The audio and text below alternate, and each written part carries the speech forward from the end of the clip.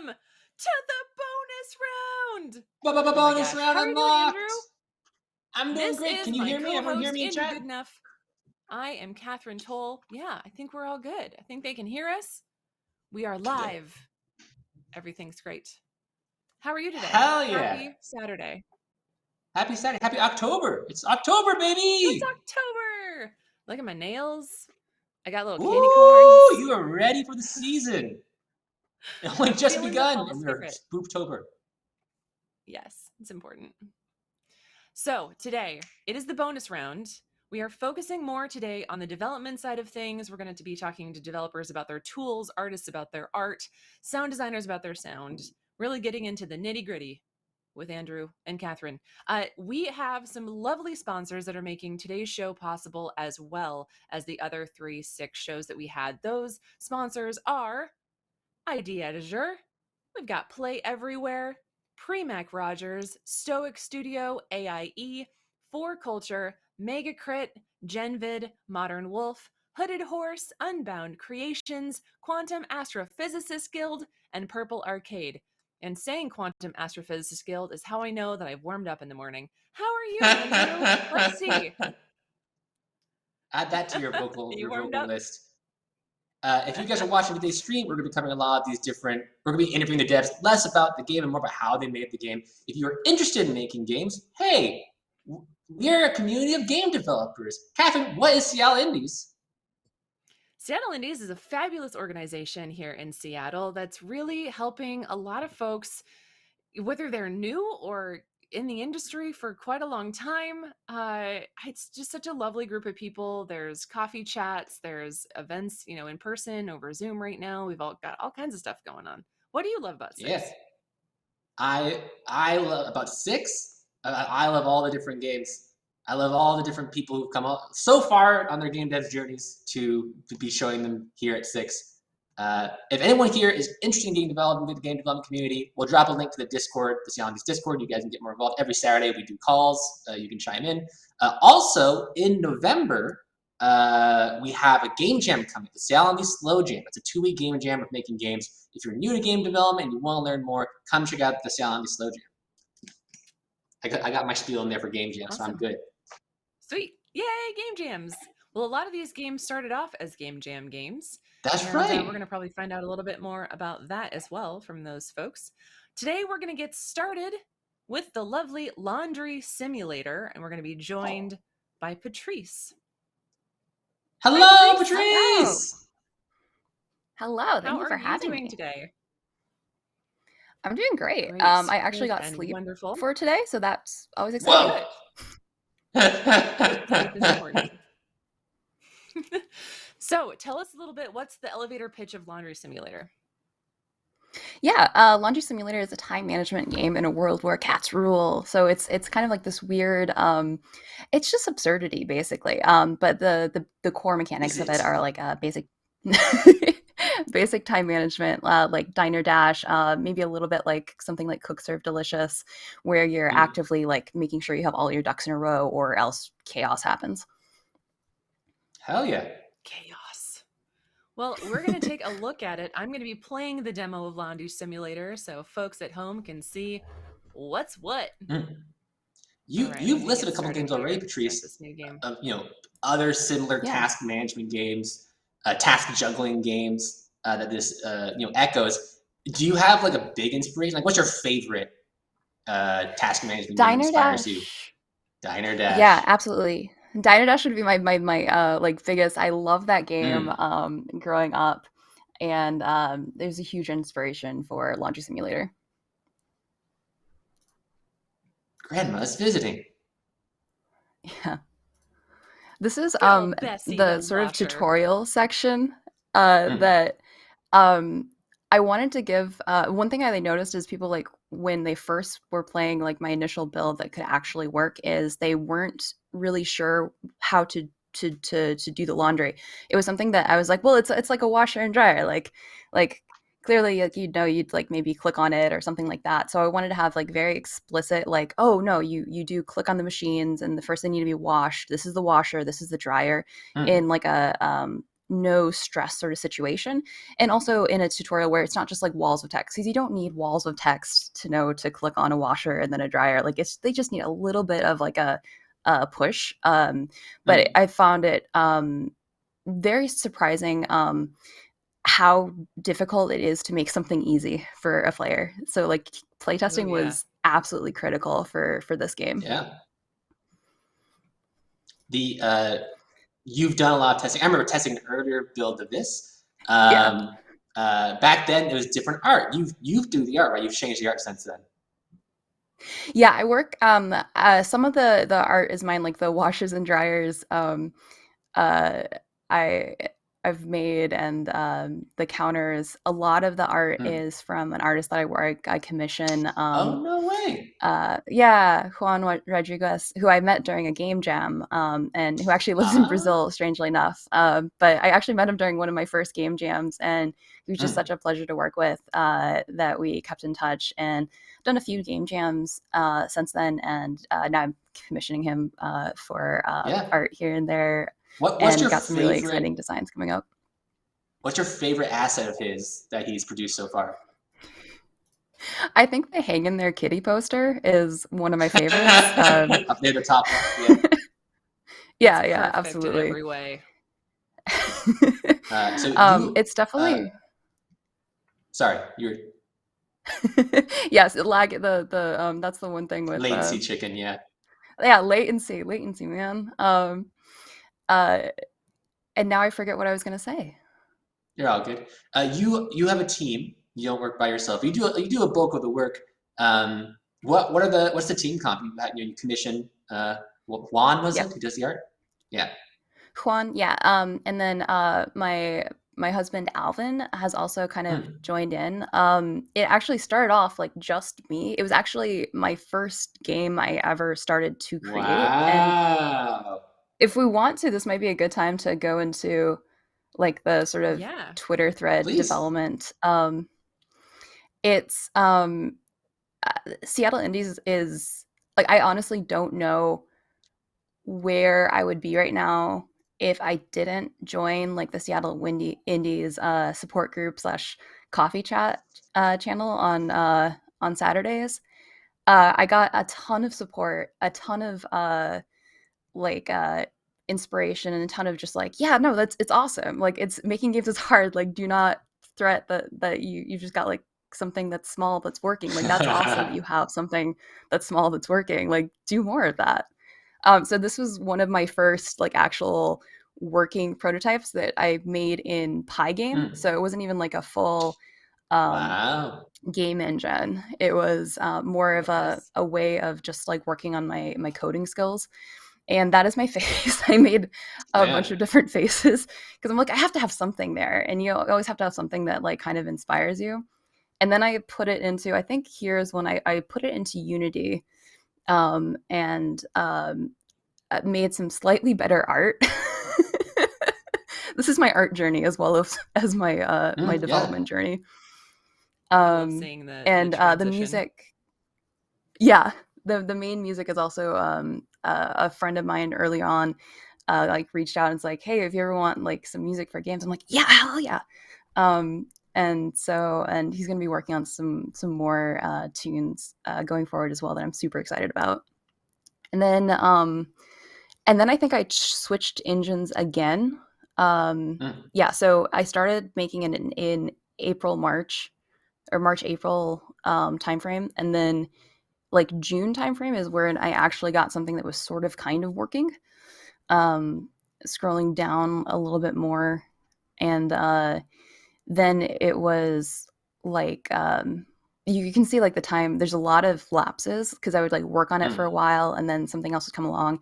And around this time frame, I think I started getting into a lot of game jams, so I didn't work as much on Laundry Simulator. And we worked on some game jams together. Hey, yeah, we did. You've won a lot of game jams this summer, Patrice. I mean, you're just showing us these different screenshots, these milestones throughout your development, and you talk about how you're exploring different technologies. Could you speak a little bit to the different tech that you tried? Yeah, I started off with Pygame, and then I transitioned into Unity, and then I was reading more about Godot Engine, and I was having some frustrations with Unity, especially going into making a 2D game.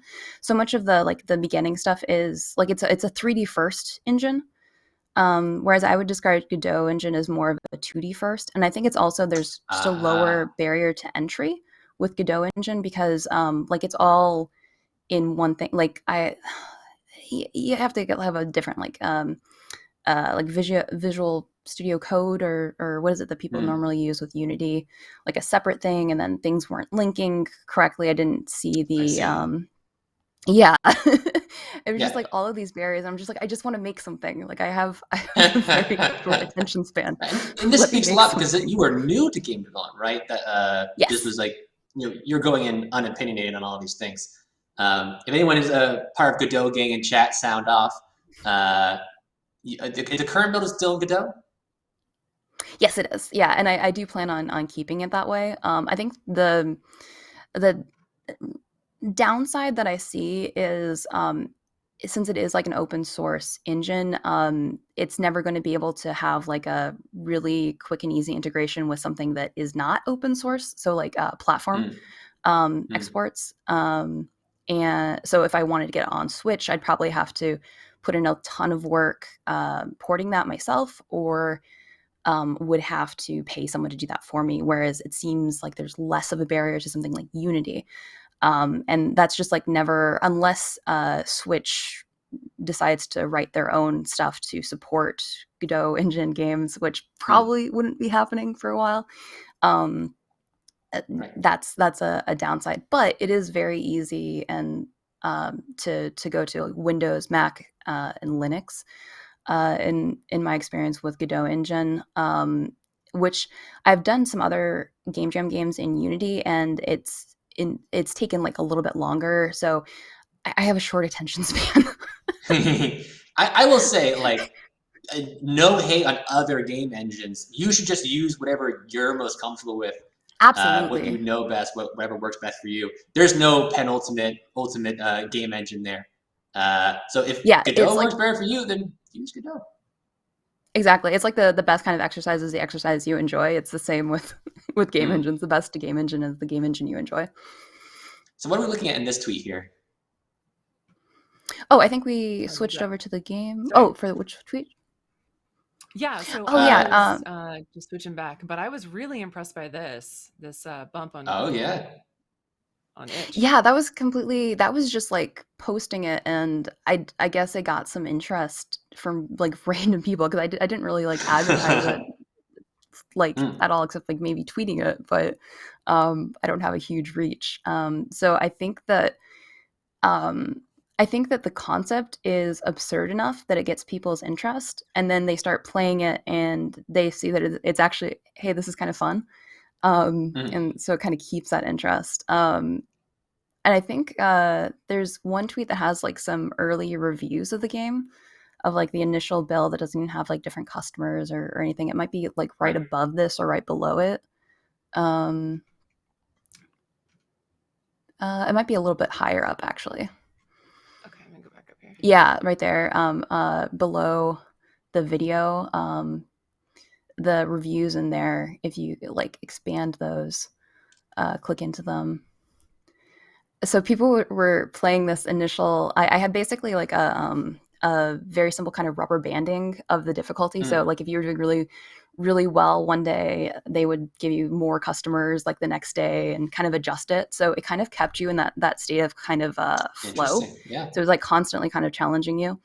And random people that I don't know who this is. I don't know who Red Blood is. If you're listening, thank you. I love you. And there's like another person too that, again, I have no idea who they are, but they were spending like multiple hours playing this silly little game that I made that just didn't warm my heart. Yeah, those are solid 2 hours. Yeah. Oh, I love it. Right? Like I was like an account just to post a comment. That's so nice. Yeah. And it's actually it's interesting because I think there's also when you're creating, there's a bit of if you do get some success, you're afraid of doing something else that people might not like then. So there's kind of oh, but this is good. I worked really hard on this, and if I did something else, maybe it's going to be bad, which I think is something that I've kind of had to struggle with of fear of failure. Yeah. We have a question in chat from Tuscan Soda. They ask, what were some habits and strategies that helped you with learning the game engines that you use? Ooh, that is a great question. I mean, obviously, like going through some tutorials and things like that. I'm the type of person that likes to have like a very specific goal in mind, whereas like my partner likes to go through like literally all of the tutorials, like all of the documentation first. And there's pros and cons. I feel like if you're making something that brings you joy earlier on, that's going to give you a boost versus if you if it feels like you're not getting anything done. But if you feel like you're getting things done, like working through the tutorials, that's fantastic, and that's probably actually better, like long term. Like one of the things that I put in here for the little like pop-up things. Also, you can hover over the yes if you'd like to, and a funny thing happens. Yeah, you told me that there was some sort of secret last time. Yeah. But I didn't know what it was yet. Oh, I see. Okay, so you can't tell me this. Oh, you can. Oh, Catherine, you can how can you do this, Catherine? Your grandma's so disappointed in you, Catherine. Catherine, you're tearing me apart. My grandparents. Oh, I should maybe put on that try again. I should maybe put on that try again page, like a little thing in the corner, like no, I've like undo. I'm going to ruin it for everyone. Yeah. Okay, sorry. I'll let you get back to what you were talking about. Oh no, absolutely. There's a couple little Easter eggs in there, but I think whatever like keeps you going. I think also asking people that know better than you. And even if you're working on like I'd say the majority of people in Seattle indies like don't use Godot engine, for example, but there's a lot of basic game design principles that are going to be the same regardless of what tools you use. Like Andrew, you use like your own engine, and there's probably some problems that you've like talked through with others that are the same sorts of problems that you have to solve in your engine that you would have to solve in any other engine. Yeah, there are universal problems. These are just because the syntax is a little different doesn't mean you still don't have the same memory issues or UI issues or graphics issues. Exactly. Yeah. So and I guess being able to translate those things is a skill that you've picked up in, working with Godot and then translating from what other people's struggles were. Absolutely. There's also always going to be, for any engine you use, even if it's like an obscure little one, there's going to be like communities built around them. So there's definitely some, like if you are interested in using Godot engine on the main site, they have like an FAQ. There's like a question board place right. where, yeah, where anyone, you can ask a question and you'll often get some really fantastic responses, especially if you're here's the thing though, if you are learning and you're trying to get help from other people, be as specific as possible. Don't just be like, I tried to use this, but it didn't work. Like maybe post an example project that has just the basic thing that you're talking about. Talk about what you tried to do and what your end goal is so they can see more of the context around the problem. Don't just say, I tried this, but it didn't work. Let's talk about things that didn't work. Let's talk about cut content and failed ideas and what didn't make it into Laundry Simulator. Yeah. Ooh. I feel like it's so early on, early stages too, versus where I see the final game that there's going to be a lot of cut content. Initially, the concept for Laundry Simulator was like, you're also like actually laundering money. Oh. So the whole story kind of changed a little bit. The idea is like the cat is your boss, and maybe you have like performance reviews and stuff like that. But I just couldn't get the story to work with the mechanics of the gameplay, and I loved the idea of the player being like this nerd that loves laundry.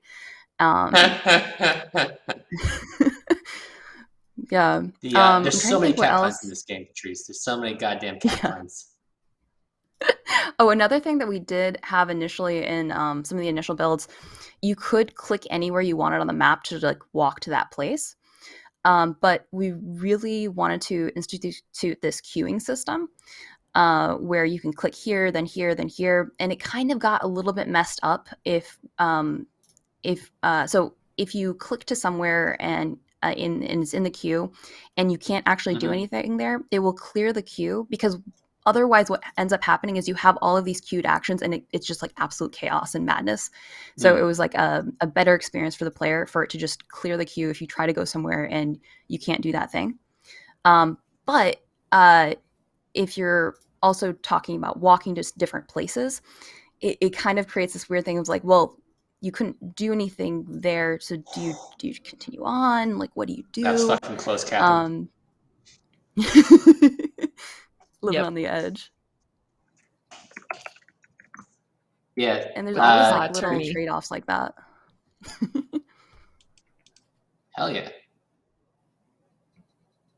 How's your earnings, Catherine? At what point in the development process did you decide, I should level up this artwork? Or, because when I'm looking at this thread of your artwork, because I really like this style. I think it's really cute. I think it's got a lot going for it. But what made you decide, okay, I want to go from this to this?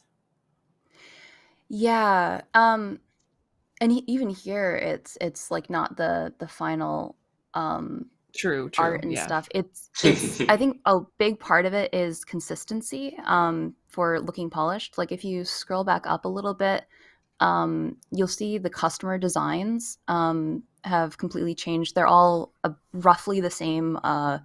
Well, they are all the same level of detail. So here, this is just like customer, like some like random RPG character thing. I think it's technically free, but I paid like $5-10 or whatever the suggested price was on itch because support artists. But it's a completely different level of detail than like the player character. The player character is less detailed, and when you have those sort of mishmashes in style, and also if you scroll up and you see some of the buttons, those were also like from an asset pack that I got on itch. They're like pink and blue, and they're not the same palette at all. Just any of those have the same like little like music note and stuff. They're kind of different colors. They look a little odd. They're also like different level of detail. So there's just this big mishmash of styles, and I think it's really important to have kind of a consistent experience. You can use like assets that from asset store or where have you. But when they don't work together, I think that's where there's a flag for players of like, this isn't quality. So it's a big perception thing. And really, it was right before submitting to 6 where we got in a lot of these like last minute changes for the customer designs, all these sorts of things all kind of came together like in the weeks before 6 because I wanted to have that consistent package to present for the judges. That is amazing, by the way, that you started your game dev journey like in April and then submitted in June. Like, that's a this fast is April turn. last year. This is April 2020. Okay. I thought I knew you for longer than that. Yeah. Keep in mind 2020 was a blur to me. But yeah. No, I'm trying to think how much like dedicated development time I've spent on Laundry Simulator because there were a lot of game jams in between where like that was my primary focus. And also there was a death in my family that took away several months in there as well, where I wasn't in the state to think about these sorts of things and was there like helping out family. Was it hard to come back to old code? How hard was it to come back to projects you put down? Yes. I'd say it is hard. It's one thing that I'm trying to work towards in Devtober. Is that a thing? That's a thing. There's a thing for everything. There is a thing for everything. Okay. Yeah. Cool. And my focus for Devtober is to try to get more of a consistent schedule going on, because when I often find that when I don't have some goal in mind, that it can be difficult. It's not that I don't want to work on it, but it can feel overwhelming to have all of these things, all of these tasks that they just seem too big and too amorphous.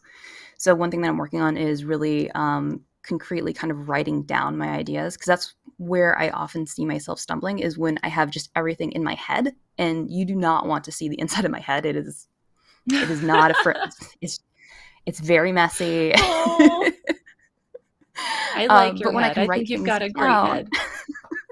Thank you.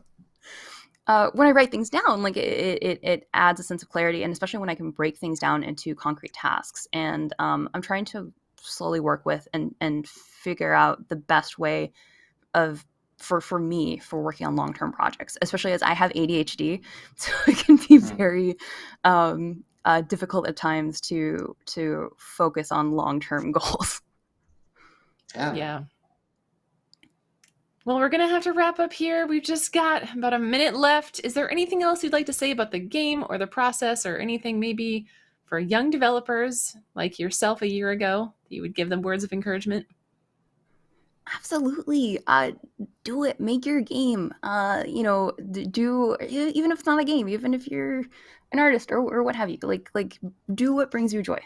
Do not be afraid. You will fail, and that's okay. Just keep making. Thank you so much, Patrice, for joining us today. It was lovely to hear a little bit about your process, and I wish the best for this game. It is so cute. I'm going to go back to do laundry right after we finish streaming today. All right. Thank you so much. We're going to take a quick 5-minute break, and then up next is Video Hole Episode 1. Hey.